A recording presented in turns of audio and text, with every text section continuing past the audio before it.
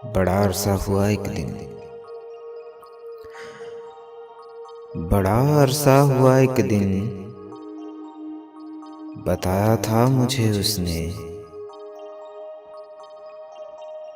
बड़ा अरसा हुआ एक दिन, बताया था मुझे उसने, बनाना कुछ नहीं आता।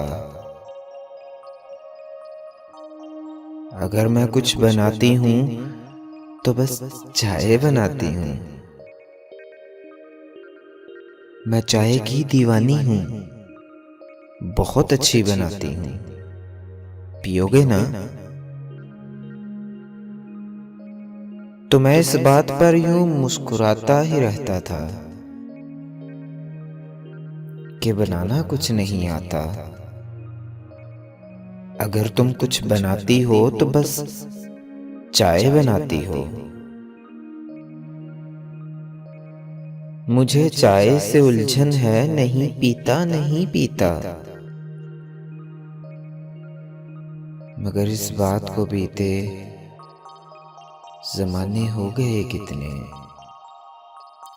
मगर इस बात को बीते ज़माने हो गए कितने। नहीं मालूम मुझको कि वो कैसी है, कहाँ पर है। मगर अब चाय पीता हूँ, बड़ी कसरत से पीता हूँ, बड़ी हसरत से पीता हूँ।